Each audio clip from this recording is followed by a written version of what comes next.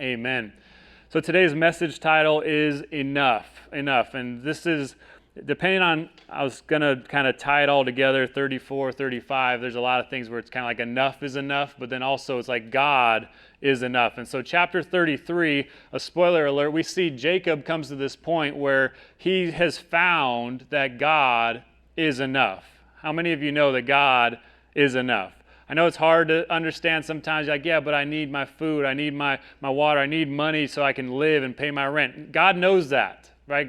Jesus even said in Matthew, in the Sermon on the Mount, right? He said, seek first the kingdom of God, and then the rest of these things, food, shelter, the things you need, will be added to you.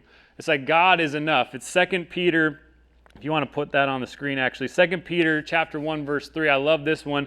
And Peter's writing, he says that his divine power, and he says it's God's divine power, Jesus' divine power has granted to us all things pertaining to life and godliness. And now 2 Peter is a great book. You should go read it. It talks about end times things, but it also says to make every effort because God has given us everything. God is enough. It says He's granted us everything for life, food, water, shelter, but also godliness. You might think, I don't have what it takes to pursue God. And on your own, trapped in sin, enslaved to sin, yeah, you don't. But if you come to God, God will take care of that. He will give you the strength that you need.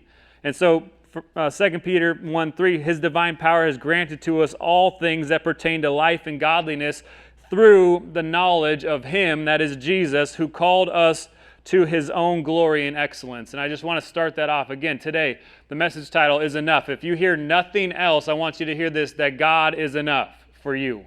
Jesus is enough for your problems. You might think nobody understands. How am I going to get through this? Life is too hard. You don't get it, right? We oftentimes, I don't know if you're like me, but like if someone tries to tell you something to your life and they've never been through what you've been through, like I don't tend to take that so well. Anyone else like that? That's just me being honest, and just me and Andrew. That's it. All right. The rest of you are great people.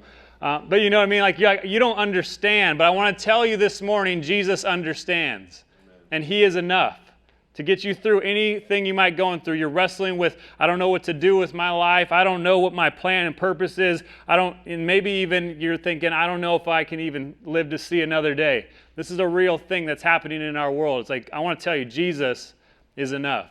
Jesus is your hope. He's your salvation. He's your rock you can stand on when life feels crazy. Another verse I want to start out with today, 2 Corinthians 12:9, if we can put that on the screen. Paul is writing this, and he says that God said this to me. He says, God said to me, my grace is sufficient for you, for my power is made perfect in weakness. You feel weak today? I just want to say that you're in a good place to be used by God. When you're weak and you're like, I don't know how I'm going to get through it, but you go and you surrender yourself to God anyways. You're like, God, you said you're enough. You're going to be the one who sustains me. You're going to be my provider. You're going to see God's power come to light. Now, how powerful is that? When you're weak and someone's like, man, I can't believe you did that, right? It's like, you're like, it wasn't me. It was God. You ever had those moments? That's what Paul's saying. He's like, in my weakness, He is strong. God, Jesus, is enough. Again, if you get nothing else from today's message, I hope you leave with that. That's your source of strength. That's your source of hope. There is no other hope. Again, we look at the world today. Man, it seems like it's crashing and burning, right? It's going down pretty quick. Maybe it'll be 1,000 years until Jesus comes again. We don't know. It could be tomorrow. It could be today. But the one thing we know for sure is Jesus is our hope, our salvation. He doesn't change. The world changes, people's opinions change, and the weird thing today is science changes. That's not even possible like scientifically, but it does somehow. But Jesus never changes. His word never fails. And again, God is enough. And now we see in this chapter, we get a little more into Jacob's life. Again, if you're just joining us today, Jacob, he's the grandson of Abraham. Abraham should sound familiar. If you've been in the church ever at all, you probably heard something about Abraham. And so Abraham was the man that God called out of Ur of the Chaldeans and says, hey, go to the land that I will show you, Abram. He's like, I'm going to make you into a great nation. Your descendants are going to be as numerous as the sand of the sea, as numerous as the stars in the sky. It's a great plan. It's awesome vision. The thing about it is he didn't give him directions, said, hey, go, north on the 130 toll road, Abram, and then you're going to get off on this street. He just said, go. And what I love about Abram is he went. And I think that Abram knew something. He knew that God was enough. I don't understand it, but I'm going to follow him anyways. And maybe that's something you need to hear today. You're wrestling with the thought that I don't understand what God's calling me to do. I know he's calling me, but it doesn't make any sense. Again, God is enough. And Abram, he doesn't have all the pieces, but he trusts God anyways. And it's so beautiful. And then, on down the road, Isaac comes into the picture. He's the promised son. Isaac has Jacob and Esau. Again, Jacob is the grandson of Abram, and Jacob is really the one who's carrying on this promise that God has given to Abram in the first place. And God met Jacob a few times, if you remember, and he reiterates the message. It doesn't change. Right? It's like, hey, Jacob, you're a different person in a different generation, right? It's like, so it's a little different for you. No, it's the same call, same message that, hey, I'm going to make your descendants as numerous as the sand. I'm going to make of you a great nation, Jacob. And so Jacob's pursuing that. And if you remember the last couple of chapters, Jacob, he worked for his father-in-law, who was actually his uncle. Again, if you're new to the Bible, you're like, this is weird. That's kind of creepy. It's like, you just got to read it. It's like, it just shows us, man, life is messy. People are messy, but God is good. God is good, and he'll use messed up people to work his plans. It's pretty awesome in a weird way, right? Would you agree? But anyways, Jacob, he works for his father-in-law for 20 years, and his father-in-law is not a great person. He takes advantage of him. He tricks him a few times, the biggest one being that, hey, I'll work 7 years for your daughter, Rachel, and then he works 7 years, but what does Laban do? He tricks him, and then he puts the other daughter in there, right? And Jacob wakes up in the morning, and it's Leah, and it's not the woman he thought he was working for to marry, and then now he's trapped into that marriage with Leah. Well, he wants Rachel, so he works another 7 years to get Rachel, right? And then he eventually has 2 wives, and then he gets their maidservants. He has 4 wives. Again, the Bible's crazy and weird, but if you're struggling with things, you maybe find encouragement. You're like, well, I'm not that far gone like Jacob. But God calls him, so that goes on. Jacob, though, is, if you remember, he has just left that toxic situation. Again, Laban, his father-in-law, was not a good guy. He wanted Jacob to build his kingdom. Laban was concerned with himself. That was it.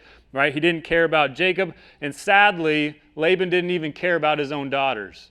Right? Like, what father tricks his daughters into sleeping with a guy just so he can get rid of them? And we see that Laban only cared about himself. And Jacob, at one point, he's just kind of like, enough's enough. God tells him to go. Hey, it's time to go back to the land that I'm calling you to. And he starts to cut the ties. He's fleeing those toxic relationships. And again, if you remember back a couple weeks ago, we talked about that. If you're in a toxic environment, maybe you need to start to just go. You're like, well, where do I go? Just get out of that toxic place. If it's leading you astray, if it's leading you to sin, you got to flee it, right? You got to take a break at the very least and say, hey, I need to just take some time with God before I start to pursue anything. It's not to say that if you're in a toxic relationship that God can't restore it.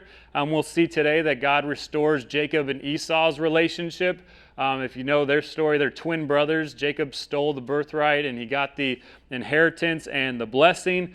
And then Jacob left initially because his mom's like, hey, Esau's going to kill you, right? You remember that? So Jacob left. 20 years later, he's coming back, and that's where we'll see today, and that God can restore relationships. But man, sometimes it's going to take time.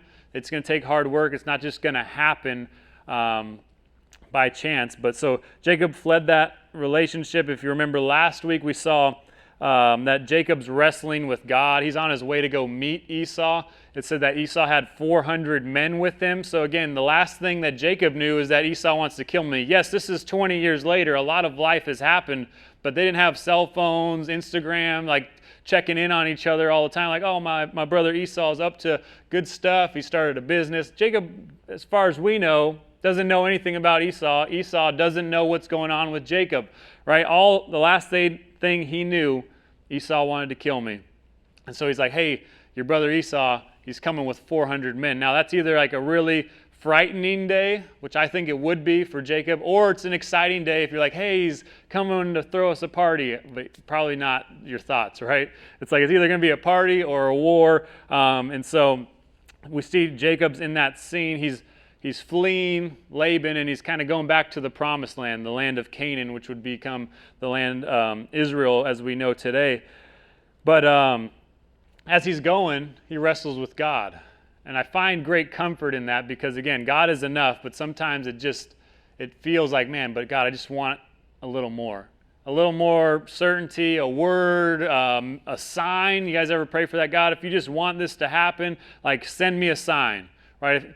Bring someone into my life to say that word that I need to hear from me. And God will do that at times for sure, but there are also times where you just got to trust God. Faith wouldn't be faith if we didn't have to just trust him, right? Like it wouldn't be the same. And so Jacob, he's on the way and he meets God in the wilderness. He's alone and God meets him. And I love that because you just get alone, you get rid of the noise, the distractions in your life. You can start to actually hear from God. Now Jacob wrestles with God. Again, I think it's encouraging because maybe you wrestle with him and you're just like, is this okay? Right? And I think there is a healthy way to wrestle with God when you really want to know the truth. You really want to know God, but you're wrestling with what you're experiencing. And you're like, God, why is this happening? I think that's healthy in a way when you bring that to God. But then there's those who will wrestle with God. And they're like, if you would allow that in my life, I can't believe in a God who would let that happen. And they wrestle, and really they're just justifying their reason to not believe in God anymore. But Jacob wrestles in a healthy way, and then God meets him. He says, your name's not Jacob anymore, but it's going to be Israel, which means one who strives with God. It's pretty amazing, really. It's a powerful name for sure. But then we get to chapter 33. So all that's going on. Jacob has just wrestled with God. He hasn't yet met with Esau, but we'll see that he does this morning. And it says, verse 1 of chapter 33, and Jacob lifted up his eyes and looked, and behold, Esau was coming. Now again, just remember, he just wrestled with God, right? Maybe the morning's coming and it's the start of the next day, but the very next thing, it's like he has this encounter with God. Now he has this encounter with Esau. I think it's very like God that you'll have a moment with God and he'll kind of put you to the test immediately. Like, hey, you wanted to know what my plan was for your life. Next day you wake up and all of a sudden there's something there. You ever pray for like an opportunity that God, I just want to share with somebody today? After that prayer, it's like someone calls you and like, hey man, I just really need some help, like moving to a new apartment or something. You know, those aren't the calls you want, but I think sometimes that's really is the test. You're like, God's like, well, you said you wanted something. Here you go. You want to take it or not? But there'll be other things where, hey, just make time for these people. Someone will come into your life randomly who's just broken, and they start sharing their feelings, their thoughts, their experiences, their whole life story with you. And then there's that moment where you're like, man, but I got to go home. But you're like, but I prayed that God would give me an opportunity to share. And you're like, I think this is it. And I'm just going to stay here as long as it takes. Right? But God will do those things where it's like you pray, you wrestle with God, and he'll start to move. And right here, the very next day, Jacob lifts up his eyes again, looks, and behold, Esau was coming, and 400 men with him. Again, a frightening scene if you ask me, but what you need to understand, like you'd be like, why would he do this? Right? He's doing it because God called him to do it. Right? It's a frightening scene. Jacob now has a family. He has, 4 wives. He has 12 kids at this point. He'll have another one soon. He has 11 sons, 1 daughter. He'll have another son in a few chapters here. But he has a lot to lose, if you ask me. Like, he doesn't have this ability to be as reckless, and the only reason he's doing it is because God has called him to it. When you put yourself like in danger, in a dangerous, like uncertain situation, like you got to know this is what God's called me to do. I'm not going to lead my family into a dangerous place unless God has told us to go there. You understand? Like, don't think of yourself too highly, like, oh, we're going to be the mighty men of God, and I'm going to lead my family into dangerous territory just because you want to. Like, don't put your family in harm's way unless God's called you to do it. And God often does do that. But Jacob's being obedient. So he sees 400 men are with him. So he divided the children among Leah and Rachel and the 2 female servants. So these are like his 4 wives. Where again, he has 12 kids at this point, and he's dividing them all up into their own little like family. This is a big, weird, blended family. He's starting to divide them up. It says, and he says, and he put the servants with their children in front, then Leah with her children, and Rachel and Joseph last of all. If you see kind of the order of events, and if you know the story, I mean, he's setting it up in order of like his favorites. He's like, you know what, the maidservants and those kids, like if something happens, they can go first. It's kind of messed up really, but this is what happens.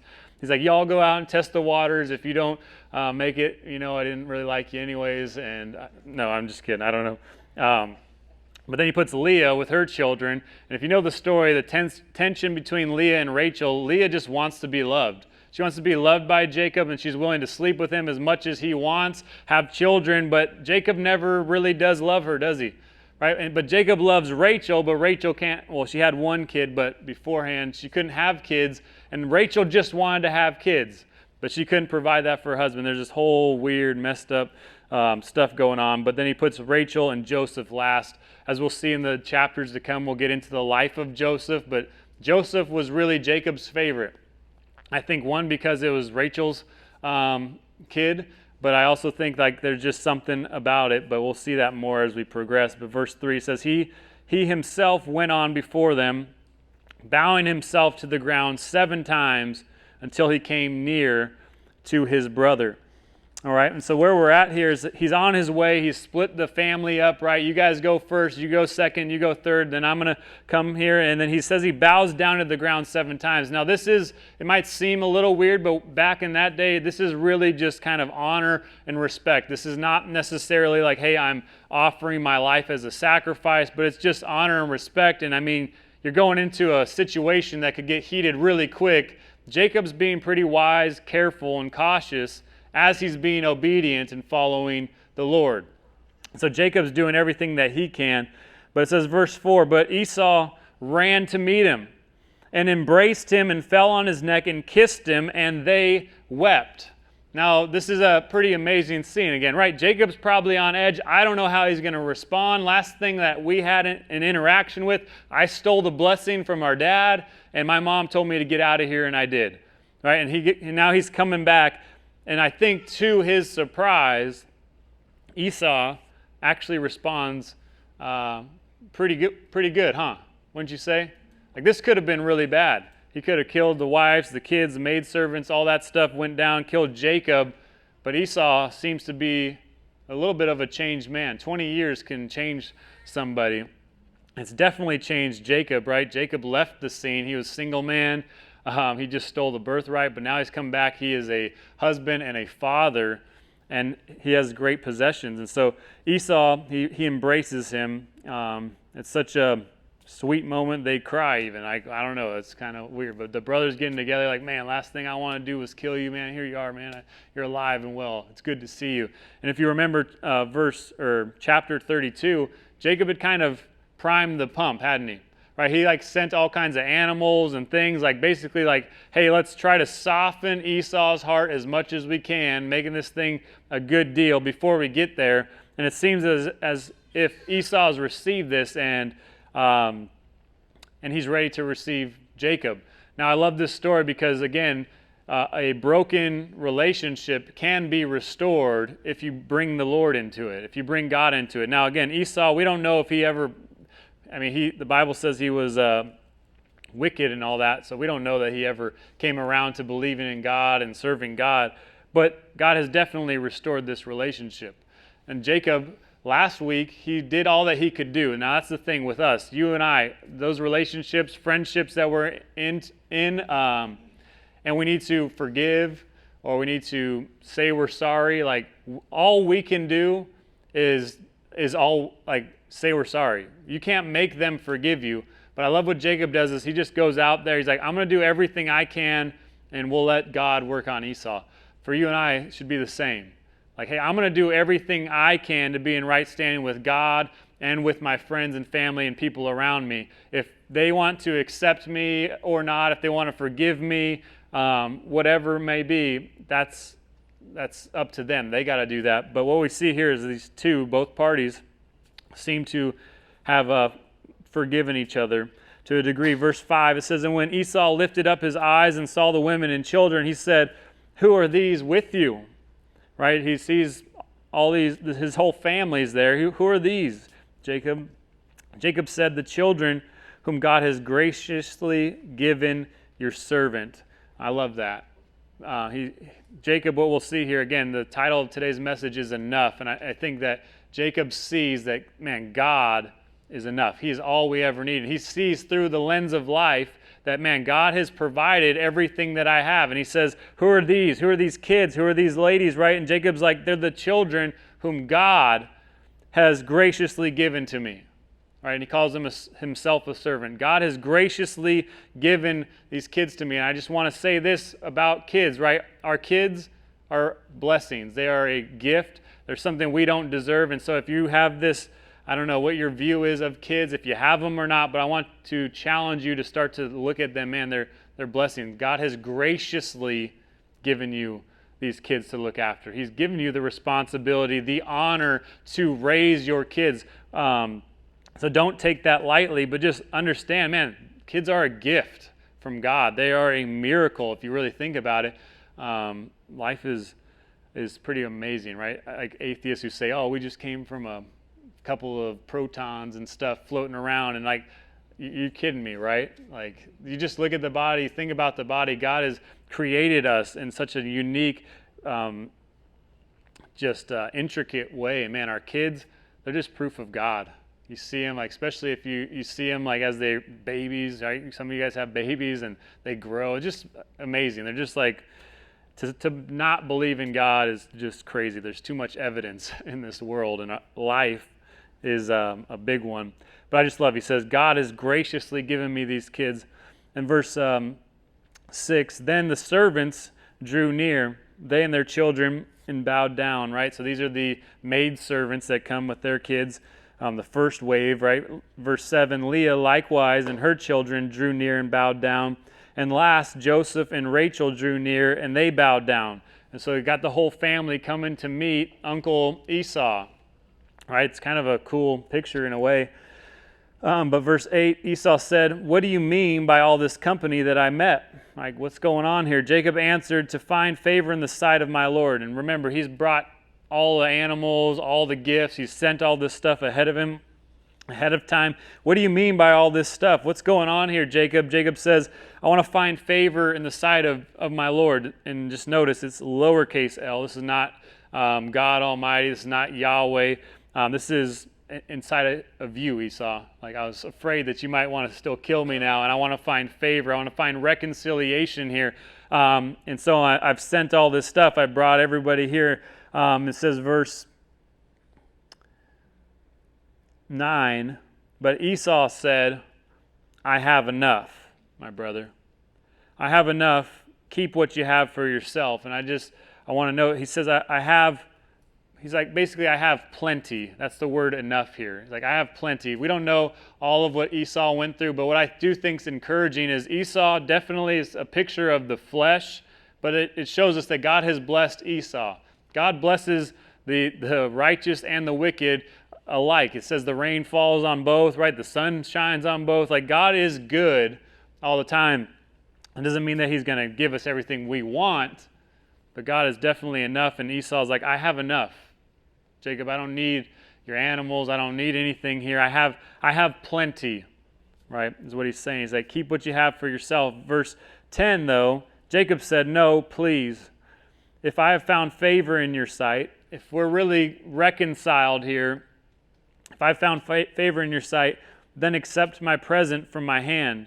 For I have seen your face, which is like seeing the face of God, and you have accepted me. And he says, verse 11, please accept my blessing that is brought to you, because God has dealt graciously with me, and because I have enough. Now, if you notice, right, again, Esau said, I have enough. And that word means I have plenty. But when Jacob says it, it's a different word for enough. In English, it's translated the same, right? But in the Hebrew, it's actually the word that what Jacob uses is, I have everything. Not just that I have plenty or I have my full or my share. He's like, I have everything. Now, again, I think Jacob, he's lived a lot of life and he's learned something that we can pick up on here, is that he's learned that God is enough. Now, with God, you have literally everything you need. right? Maybe not everything you want. And that's the problem with our day and age, our culture. Yes, we don't have everything we want. Instagram stories, all the ads, right? YouTube, commercials, whatever, right? You know what I'm talking about. You guys watch this stuff. Just watch TV, regular old TV. Commercials trying to sell you things to make you discontent with your life, that, hey, I'm not perfect, I'm not whole if I don't have these things, right? But the thing is, if we have God, we have everything that we need. Again, 2 Peter 1:3 says we have everything through Jesus for life and godliness. Now, that's you got to understand that. And so when you don't get what you want, does that mean that God's not good? No, it doesn't mean that at all. So we need to stop with that kind of attitude, like, oh man, but I really want this, but then you don't get it, or you like, I want this job, and you don't get it. Like, wants are really secondary at best on God's like priority list, right? Your wants, like, for, I want to be prosperous, like God's like, just come to me. I'm everything that you need. If you are prosperous and he does something great and blesses your business, awesome. But what if he's like, hey, I just want you to live a quiet little life and just trust me. And yes, things are going to be hard, but man, life is going to be good. It's going to be full of purpose. It's going to be full of my hand moving and working. In God, we have enough. And I just love that Jacob's like, God has blessed me graciously. He's dealt graciously, I keep messing that up, with me. But I love Jacob's heart because he's grown. I feel like he's learned some things along the way. I think we got to wrestle with God a bit, but then once we have that wrestling with God, we come out on the other side and we're like, man, God is all I've ever needed. I've been looking for acceptance from all my friends and family and relationships, going from one person to another, one job to another, trying to find something to satisfy and fulfill me. But then you wrestle with God and you find out that He's everything I've ever needed. That in Him, I have enough. And not just I have like a little bit, right? Sometimes like, oh, I got enough. You know, like, hey, you want some more food? No, I have enough. Like, you have a little bit on your plate. Jacob's like, I have everything. And man, again, in God, we have everything we need. And again, if you hear nothing else this morning, I hope you hear that God is all you need. And so he says, God's dealt graciously with me, and because I have enough. And again, if you remember the scene with Jacob, right, there's towards the end when he's about to leave Laban, and he's going to leave, he basically tells Laban, his father-in-law, I don't want anything of yours, right? It's almost odd because you're like, wait, Jacob, why didn't you just say like, hey, can I have, a couple cows, a couple sheep and all that? He says, I don't want anything of yours. I'm like, God's going to provide for me. And if you remember the story, God provides abundantly for Jacob, right? All of a sudden, all the cows and sheep and goats and whatever it is that were striped and spotted, which would be like the bad ones, the ones like, hey, just go ahead and get rid of them, right? Laban didn't want those. All of a sudden, God multiplied them. And then all of a sudden, that's all that was born, right? You guys, isn't that crazy? Like you'd breed two purebreds together and then you get this mixed mutt. That doesn't make sense, but that's almost what happened with Jacob. Is like, I don't know why all this is happening, but God's blessed me. He's blessed me. He's provided for me, and I have enough. And so he's telling Esau, like, I have everything I need. I want to give this gift to you. It says, thus he urged him, and he took it.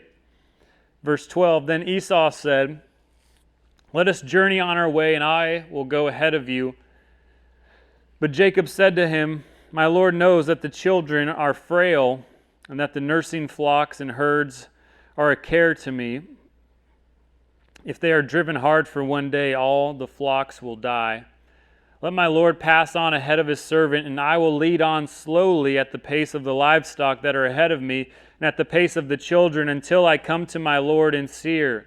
And so just what's happening is Esau's like, hey, let's go home. Like, let's go, come with me. And then Jacob's basically like, hey, thanks, but no thanks. Like, for one, we don't know exactly the time frame here, but Jacob's kids are probably like little kids, like most of our kids over there. And then by the time chapter 34 rolls around, it's like they've probably been in this place where we'll see Shechem for probably 10 years or so, to where his kids are teenagers, young adults. We don't know exactly, but he's like, we got little kids, but we also have little animals, and we can't just run with the horses like you can, Esau. And so he's caring for the kids. I love that about Jacob here. Chapter 34, though, is a whole nother story about Jacob. Maybe we'll get there today. What time is it? We might get there. I don't know. But I love Jacob's leadership in this moment, that he's caring more for his family than he is for like what other people are doing. Like he's on his way to follow what God has for him. He's going back to the promised land, the land of Canaan. And I just love that he has an offer to go with Esau. Esau says, I have a whole bunch of stuff. It's like, hey, my rich older brother came into town and said, hey, he has a place for us at his mansion, babe. Like, you want to go live with him? Like, it's almost like there's that offer on the table, and Jacob's like, no, like, my job is to care for my family here.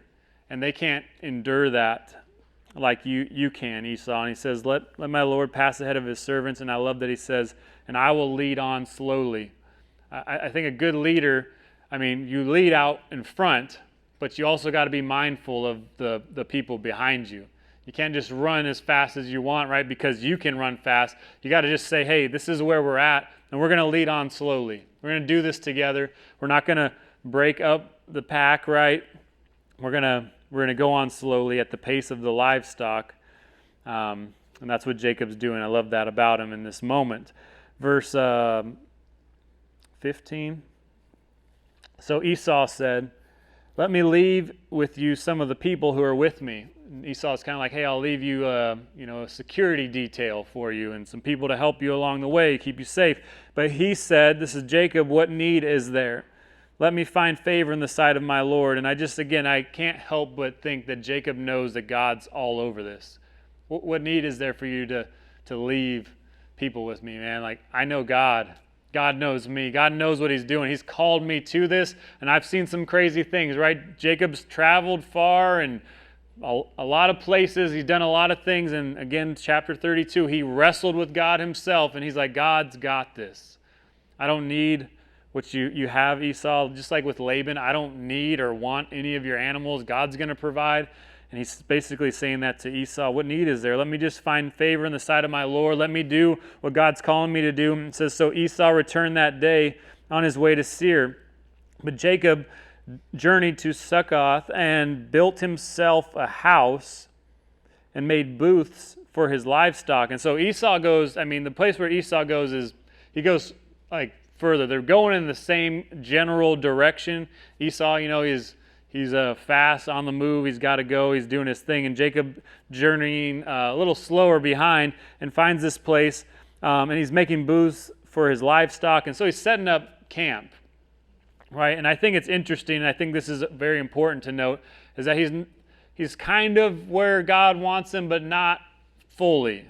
And I think this is where his mistake starts to set in, as we'll see chapter 34, is that Jacob was to go back to the land of Canaan. We'll see chapter 35, God gets more specific, says go to Bethel, right? Go to the place where we met the first time and you built an altar to me, and God will tell him to build another altar to him. But he's on the way to where he's going, and it's almost like he kind of stopped halfway, and he's getting settled in. Now, there's a danger in that. You just need to know when you're following God, if God's given you a clear, like, hey, go do this, or hey, go forgive that person, like, just, well, you know what I mean? Like, well, I tried to forgive that person. Like, what do you mean you tried? Like, you either did or you didn't, right? Or I tried to say I was sorry. Like, what do you mean you tried? You either did it or you didn't. Sometimes God is so clear, but then we'll like, well, I went over to their house. Well, did you say you were sorry? Did you admit that you're wrong? Well, no. Well, then you didn't obey what God has called you to do.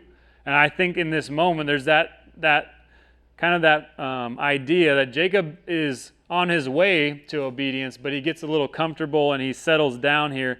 And I think he settles down for longer than he should have. I think it's okay to rest. We need rest. We know that from Genesis, right? God made the seventh day, said, hey, rest. Keep the Sabbath day holy. But Jacob, I think he stays a little too long. But verse 18, and Jacob came safely to the city of Shechem, which is in the land of Canaan. So you're like, hey, well, you're almost there. You're in that area.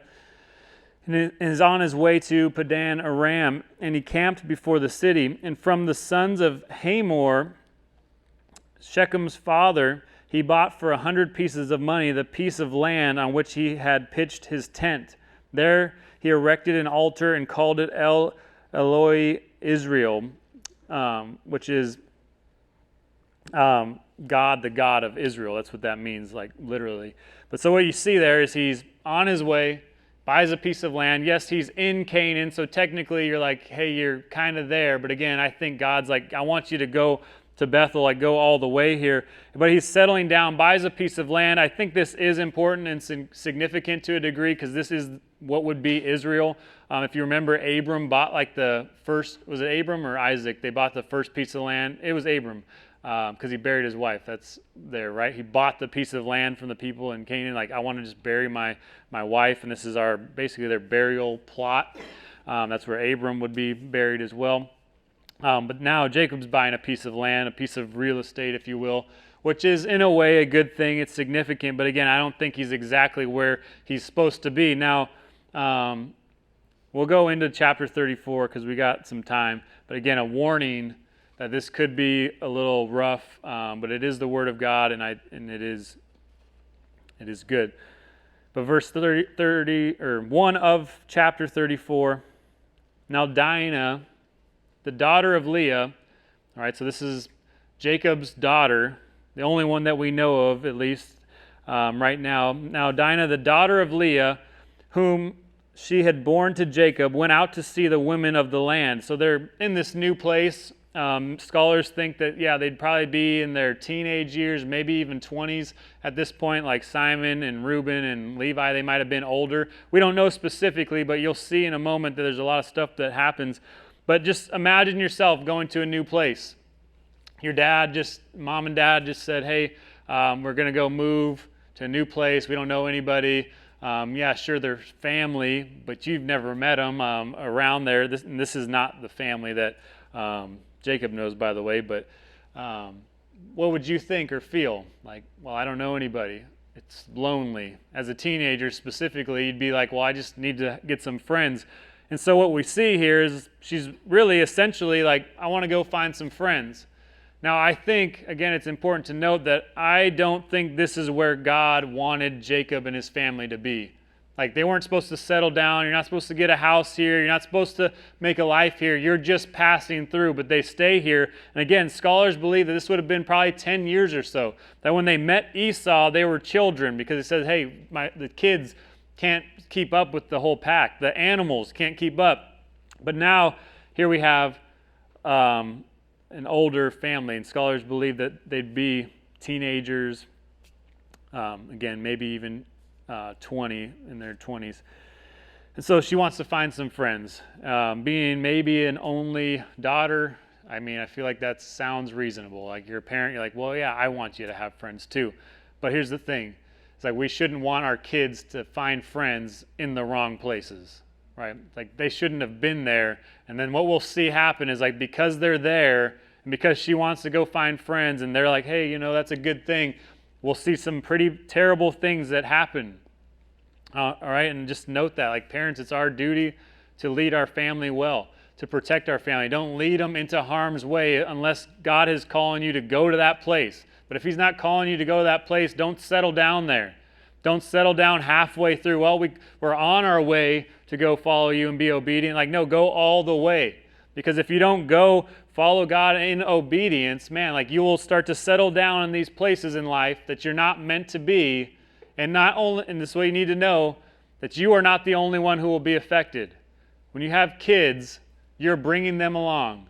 When you have a spouse, you're bringing them along. You have friends, you're bringing them along. Everybody will be affected by your decisions, especially if you're leading, like Jacob here. He's leading them. They settle down. His daughter wants to go find some friends, and so she goes out to see the women of the land. Verse 2, and when Shechem, the son of Hamor, the Hivite, this is a different people, right?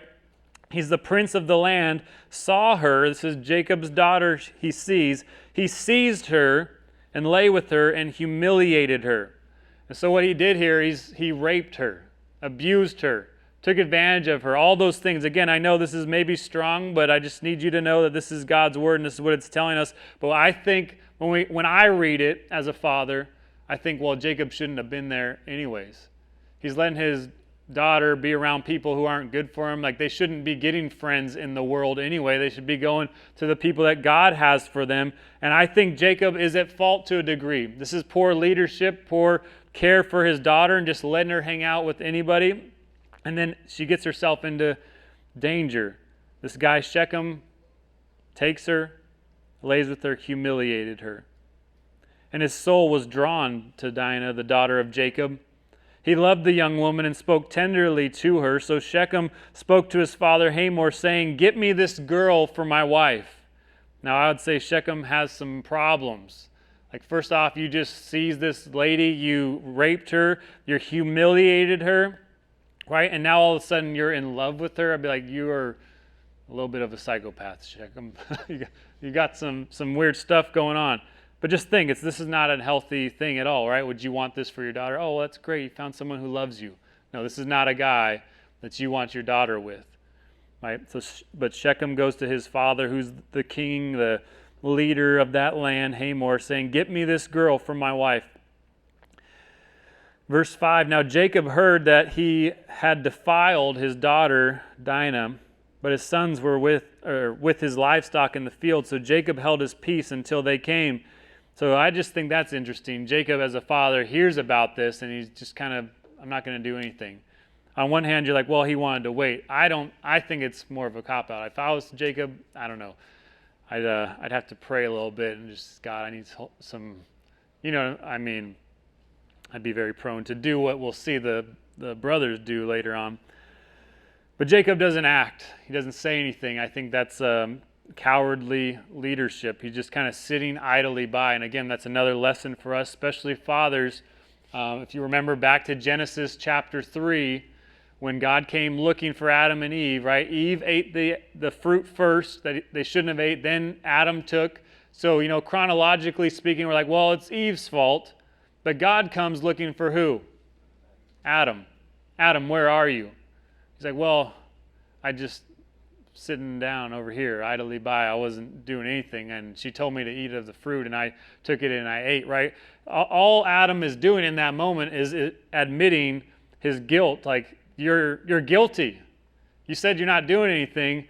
Well, there's your first problem, right? He probably thought I'm talking my way out of it. Well, I was just sitting down. She was talking with the snake. He's like, and you thought that was okay. And he starts to tell her that you should eat of this fruit that I specifically told you, Adam, that you shouldn't eat, because when you do, what's going to happen? You're going to die. Yes. No, that's not. This is not in the Bible. This is when I think through it, it's in the Bible. This is my paraphrase, Nick Wyss version. But God says, where were you? He holds the man accountable. I think in this moment too, if God were to come down in this moment, Jacob, where are you? You're supposed to look out for your daughters here, and Jacob's just sitting idly by. Here's about the things that are going on. He doesn't say, hey, let's pack up our stuff and get out of here right now. We shouldn't have been here in the first place. He's like, I'm just going to chill, and I'm going to wait here. Verse 6, and Hamor, the father of Shechem, went out to Jacob to speak with him. Right? I'd be like, dude, I don't got anything to say to you. Verse 7, the sons of Jacob had come in from the field as soon as they heard of it, and the men were indignant and very angry because he had done an outrageous thing in Israel by lying with Jacob's daughter. For such a thing must not be done. I think we can all agree that these things shouldn't happen. The truth is they do happen. And again, there might be some of you who've been through certain things like it, or maybe you know someone who has. Chances are you do. The statistics are out there. It might not be you, but you know someone who's been through a similar situation as Dinah here.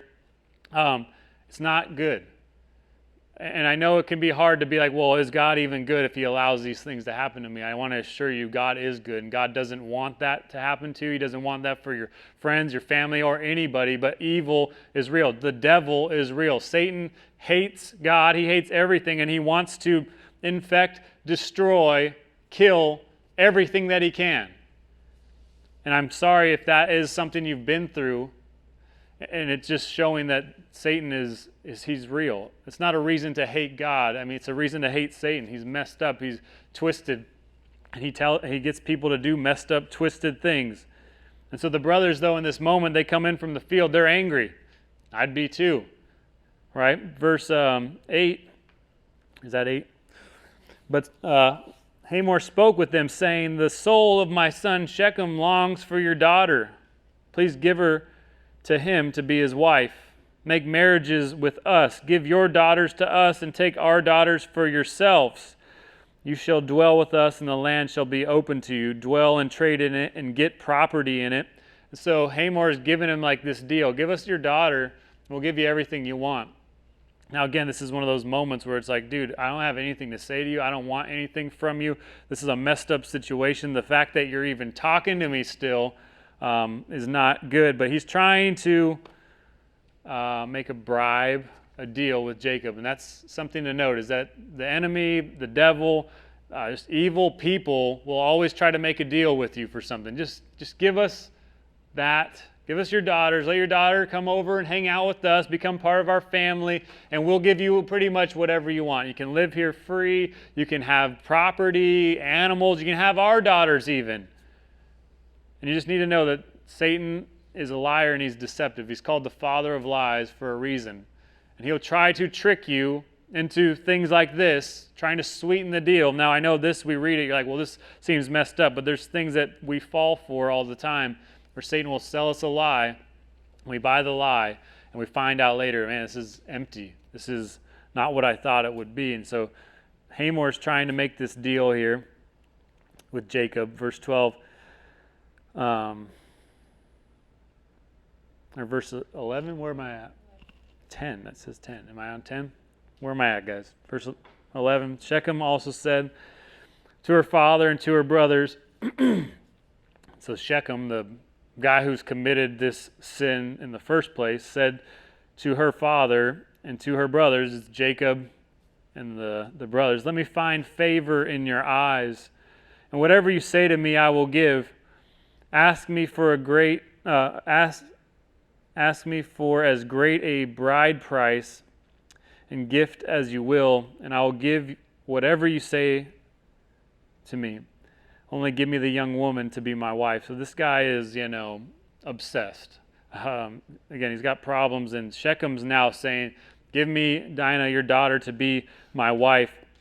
Verse 13, we see things kind of pick up here. The sons of Jacob answered Shechem and his father Hamor deceitfully, because he had defiled their sister Dinah. So you see the brothers start to step up.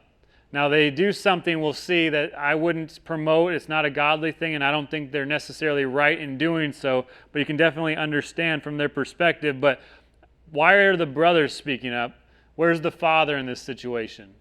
Why isn't Jacob speaking up in this? Again, I think this is a cowardly moment. It's like Jacob had a great chapter in chapter 33. Like, I have everything in God. God's my provider. He's leading us. I don't need what you have. He's taking care of us. But in this moment, all of a sudden, Jacob takes a back seat. Where are you at, Jacob? Why aren't you speaking up? Why aren't you defending your daughter? Why aren't you defending what's right? But the brothers, they step up. And they said to them, "We cannot do this thing. This deal ain't going to happen, Shechem. We cannot do this thing to give our sister to one who is uncircumcised.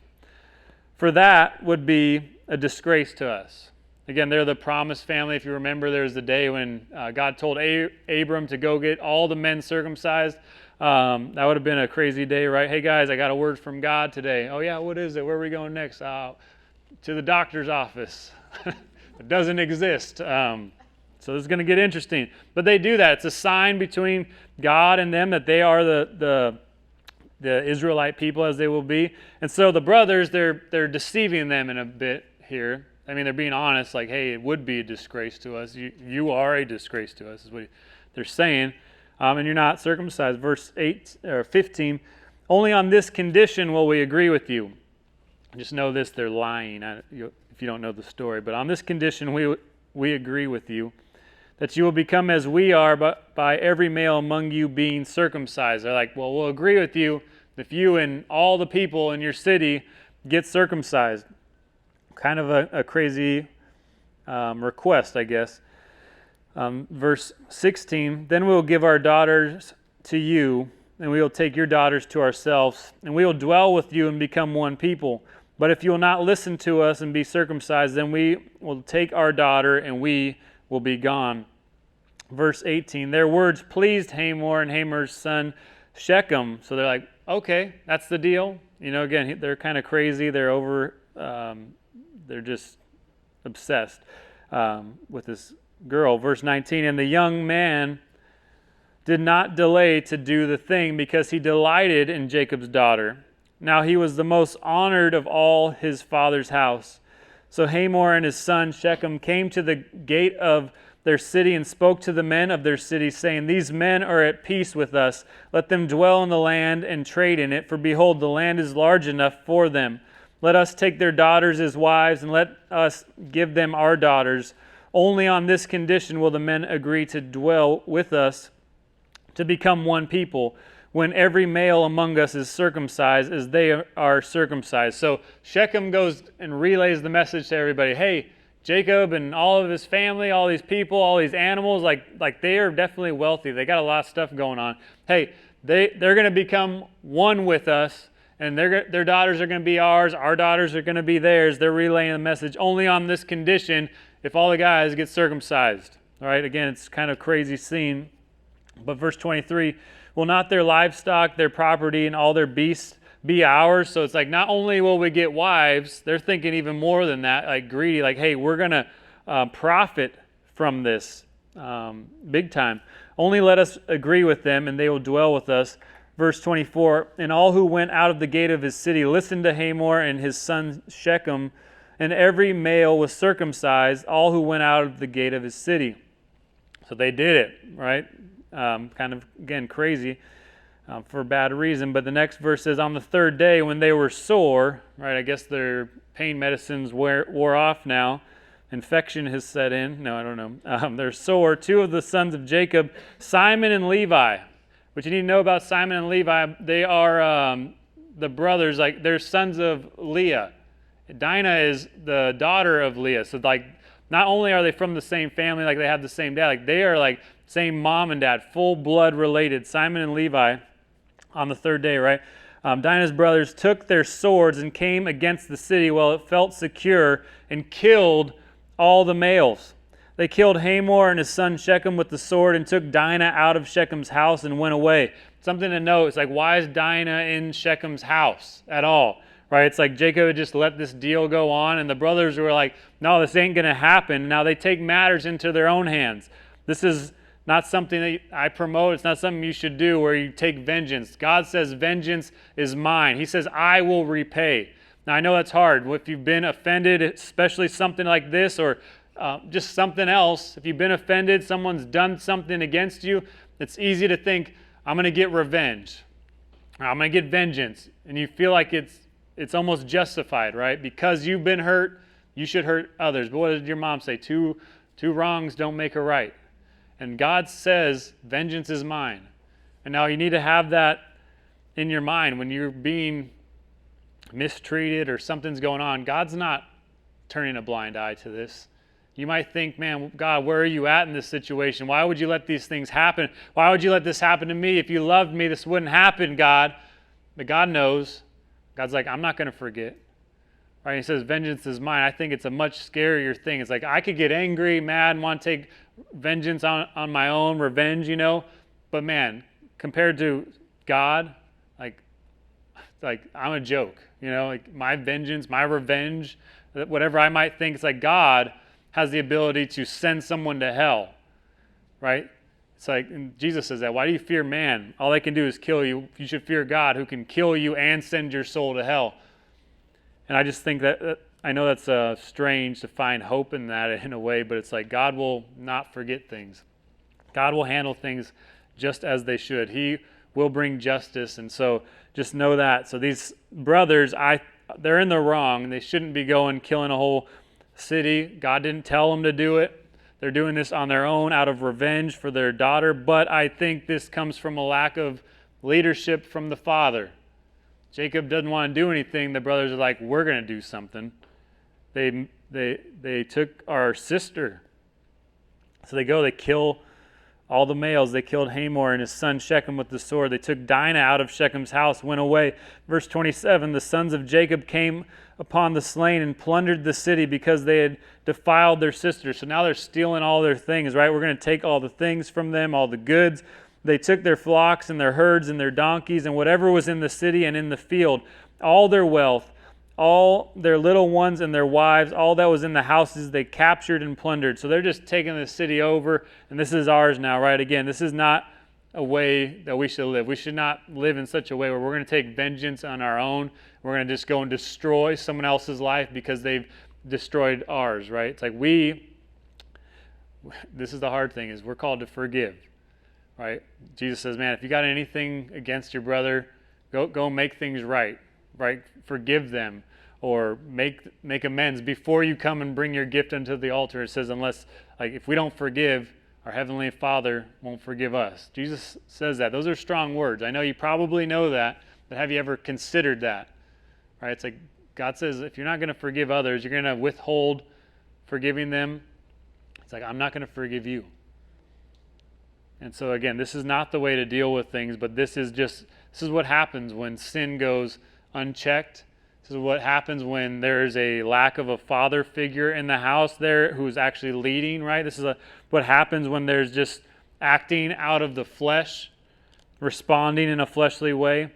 And they go there and they destroy everything. They take everything. Verse 30, then Jacob said to Simon and Levi, you've brought trouble on me by making me stink to the inhabitants of the land, the Canaanites and the Perizzites. My numbers are few, and if they gather themselves against me and attack me, I shall be destroyed, both I and my household. Like, Jacob, if you were so concerned, why didn't you do anything? Why didn't you say no to them, right? And the last verse, verse 31, these are the brothers, but they said, should he treat our sister like a prostitute?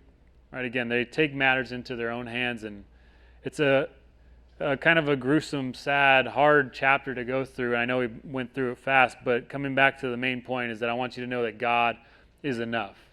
He's enough for you in any situation. If you're in a situation like Dinah and you've been abused, mistreated, if you're in a situation like the brothers who took things into their own hands and they did things they probably shouldn't have done, if you're in a situation like Jacob and you're just not leading how you should right now, you've kind of taken a back seat to life and following God, I just want to let you know, remind you, encourage you, God is enough. Seek God. Get back on track with God. It's as simple as coming before God and saying, God, I've blown it. You think like, well, I can't ever get back to loving God and being on fire with God. I just want to tell you, I know firsthand you can. There was a day in my life, if you know some of my stories, I was a drug addict, an alcoholic. I made a lot of bad decisions. And prior to that, I was on fire for God. I'd walked away. I've been hanging out with the wrong crowd. I was somewhere I shouldn't have been, just like Jacob, like making a camp in Shechem. He shouldn't have been there. I was just making a camp in the world thinking that I was going to be okay. And then I backslided a lot. Started doing drugs, started getting drunk, started all those things. And when I finally wanted to come back to giving my life to the Lord, right, I didn't think I could. I started going to church, and again, I believed in God this whole time, and I knew the Bible. I knew it well. And I started, this is a while later, but I had a lot of problems. I started seeing a counselor. He's a Christian counselor, and at first I didn't want to go to him, right? My mom's like, why don't you go to like a rehab or something, get help? I don't want to do it, Mom. I can do it myself, right? Well, and that's just what an addict says, right? If you say that, just, I've been there, right? You just think you can handle it. My mom's like, well, if you can stop, then just stop. I'd stop for like 2 days. I'm like, see, I'm good. And then I'd go party that much harder because it's been 2 days. I got to make up for lost time. And, but I was a mess. Started going to this counselor, and I'm like, and he's basically like, what's going on? Like, what's hanging you up, right? Like, God wants to forgive you. And I said, I know God can forgive me, but I don't know if he'll ever use me again. That was literally my thought. That was my idea of God. I know God can forgive me. I know the Bible says, confess our sins. He'll forgive us of all sin, all unrighteousness. He'll cleanse us. But I don't think he's going to use me again. I thought I messed my life up so much that I had no hope. And I come to find that, man, I was so wrong. If you're in that place today, if you're watching online, listening later on, man, it's like, I want to encourage you. You might have blown it. We all do it some degree, shape, or form, right? Some people more than others, but we all blow it. And God can forgive you, but not only will He forgive you, He will use you in great and mighty ways if you come back to Him. So that if you find yourself in any type of situation where you've taken things into your own hands, man, I want to say just give whatever it is, give it to God. Let Him handle things. Let Him lead your life. And when He starts to speak to you, when He starts to lead you and guide you, obey it. Listen to Him. Don't go halfway and make home and camp where you shouldn't be. Obey God fully. And you'll see that God, He's enough. Doesn't mean that life is easy.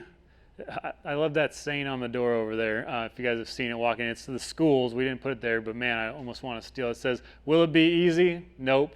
Worth it? Absolutely.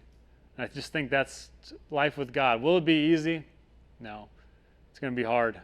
There's going to be days where you want to quit. There's going to be days when you're like Paul in the verse we start out with, man, it's like we're weak. But man, the thing is, in our weakness is when God shines the brightest. Right? In our weakness, when we're like, God, I'm broken, God's like, I can use you. I can use that. But if we're all prideful and we think we got it together, it says that God humbles the proud, right? He brings them down. But man, the humble, He lifts them up. And so I just want to encourage you today is, man, seek God. Know that He's enough in whatever situation it is. Maybe you're struggling emotionally, spiritually, financially, whatever it is. God is enough. You might not have what you want, but you have what you need. Amen? So let's pray. We're going to end in communion, in a song of worship. And so, Father, thank you for your word. Lord, I thank you that you have preserved your word, even such a messy chapter as Genesis 34, though, Lord, for us to study and read and consider today, God. And I pray, God, if we've been wronged, somewhat like Dinah, Lord, that we would forgive and that we'd seek you and that you would heal us, or that we would find that you are enough for us, that your acceptance, your healing, your cleansing, Lord, can change us and heal us. God, if we're like the brothers who took vengeance into their own hands and they did something they probably shouldn't have done, God, I pray that we would repent of those things and come to you and that you would forgive us of our ways. If we're like Jacob and we're just taking a back seat in life, making home wherever we're at, wherever's comfortable, I pray that you would forgive us of that and that we would repent of it and we start to actively pursue you and the things that you have for us, God. And I pray that, like you said in the Sermon on the Mount, seek first the righteousness of God and you're going to take care of all these other things. And God, I pray that our hearts would be to seek you every day, whatever we're going through. When it's hard, I pray that we'd want to seek you even more. When it's easy, I pray we'd seek you and rejoice and praise you, God, and that we would never stop pursuing you. And God, as we do, that our strength, our confidence would grow, knowing that we have all that we need in you. The world might bring their tempting bribes, but God, I pray that we'd see through it, that we continue to fight the good fight, pressing forward, so that we can know you and so that others may know you as well. So we thank you for this time and we pray this in Jesus' name. Amen. Now at this time we're going to get into communion. If you've been a part of this, maybe you want to come up here, David. We're going to get into communion. We'll have a song here. If you've never taken communion with us before, it's just a time before you and the Lord. So I know a lot of churches, they take it together. Now we're going to take the bread. Now we're going to take the wine. I don't think there's anything wrong with that, but how we do this is we pass out the communion cups, and then you take it as you feel led, and we'll have a song of worship. During that song, just pray to God. Say, God, man, I've blown it. Maybe you've heard this message today, and you're like, I've taken things into my own hands. I've taken a back seat. I forgot that you're enough, God, and your sacrifice on the cross completes me, heals me, frees me. In this moment, take it with the Lord and say, God, I'm sorry. Come back to Him. Would you forgive me? And then as you reflect on the communion, the bread, the cracker rather, representing Jesus' body that was broken for you and I. He literally took our place. The punishment we should have endured, Jesus took that on the cross. He took our place. The cup represents the blood. Jesus says it's the blood of the new covenant, right? The covenant of grace. And I just love that Jacob even says that God has dealt graciously with me. And for you and I this morning, God has dealt graciously with us. It's by his grace that we're saved. And so when we look at the juice, it's Jesus' blood that was poured out. It's his blood that cleanses us. It's his blood that atones for our sins. It's his blood that heals us. And so we remember that, and as you remember, reflect, you take your communion as you feel led. If you want to kneel down before the Lord, you can do that. If you want to stand up, stand up. If you want to go in towards the back and just have a moment with the Lord, do that. If you're married and your spouse is here, you want to take communion together, do that. But this is a time to come before the Lord and remember what he has done and that he is enough. Jesus completes us. We were made by him and for him. No other reason there. And so just take this time with the Lord. As you take communion, I want to ask that once you're done, that we would all stand and we'd end this service just praising Jesus for who he is, what he's done, and that we can just kind of go out in this week victoriously in Jesus' name. Amen.